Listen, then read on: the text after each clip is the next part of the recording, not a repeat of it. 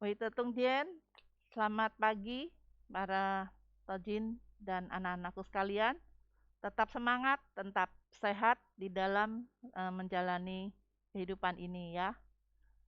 Kita tadi sudah berdoa. Nah, sekarang kita memasuki materi perilaku dan karakter cince.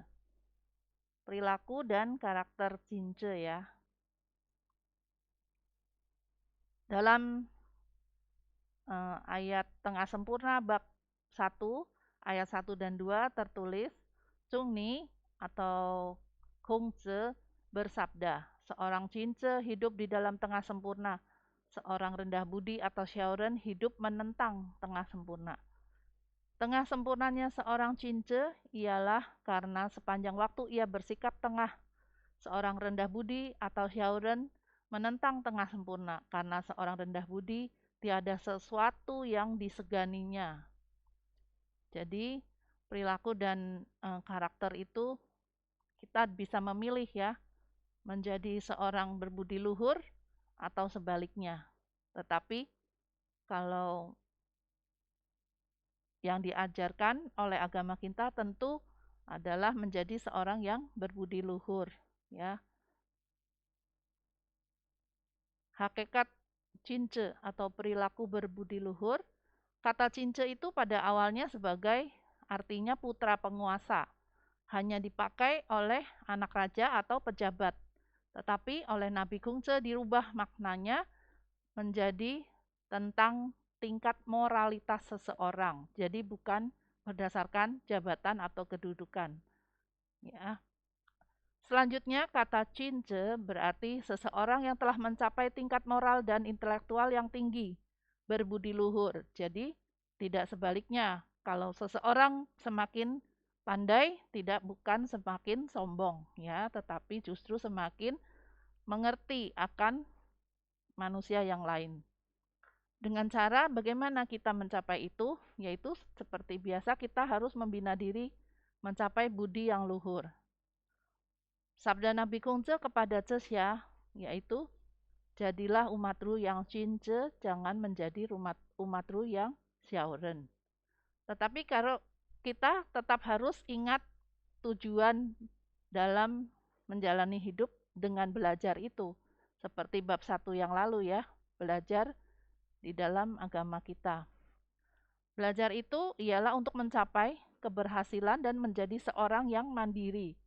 Jadi bukan asal berbuat baik, tapi kita harus mempunyai target, mengetahui potensi dan kelebihan maupun kekurangan untuk dapat berhasil. Paling tidak kita menjadi seorang yang mandiri.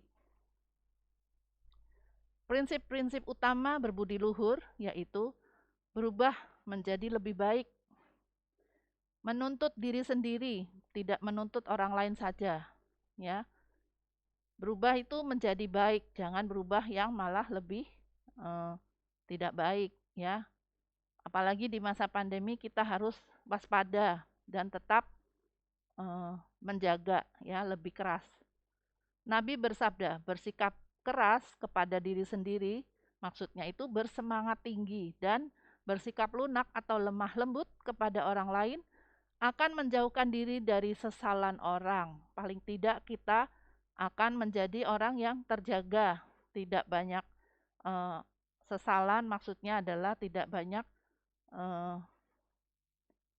dibicarakan yang tidak baik ya.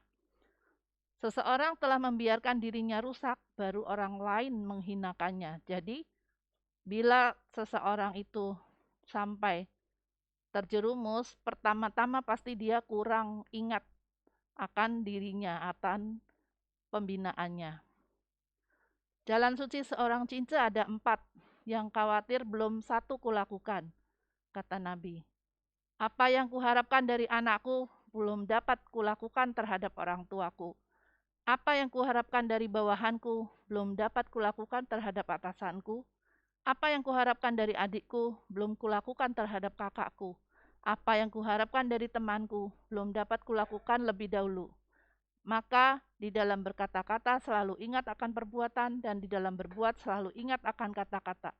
Bukankah demikian ketulusan hati seorang cince? Ya, Sebenarnya ini dalam arti luas ya. Mungkin kakak adik itu bukan kakak adik kandung, atau kakak kelas atau adik kelas, bisa juga. Orang tua juga bisa juga guru atau eh, guru rohani kita, ya. Berbuat tanpa pamrih, maksudnya kita berusaha sekuat tenaga, sungguh-sungguh mendahulukan pengabdian. Jadi kita tanpa beban. Kalau kita selalu memikirkan pamrih, kita lebih sering merasa eh, kecewa atau menjadi penghalang di dalam kemajuan kita, ya. Lalu kita memperbaiki kesalahan. Maksudnya memperbaiki kesalahan, pertama kita harus jujur mengakui. Berani untuk mengakui kesalahan kita, lalu bertanggung jawab, tidak mengulang lagi karena sudah tahu akibatnya. Satu hal lagi, jangan menyepelekan kesalahan kecil. Ya, karena kecil-kecil nanti bisa berakibat besar. Juga kita harus belajar dari kesalahan, apalagi setelah tahu akibatnya. Jadi kita hati-hati ya, lebih membatasi diri sehingga kemungkinan itu akan lebih kecil. Yang kelima, berbuat sesuai kedudukan saja, sehingga meringankan kehidupan orang itu sendiri. Jangan memikirkan yang di luar kemampuan atau di luar kedudukan kita. Contohnya dalam penerapan kalimat, gembirakanlah yang dekat. Apa maksudnya dekat? Ya, yaitu yang sama di dalam jalan suci.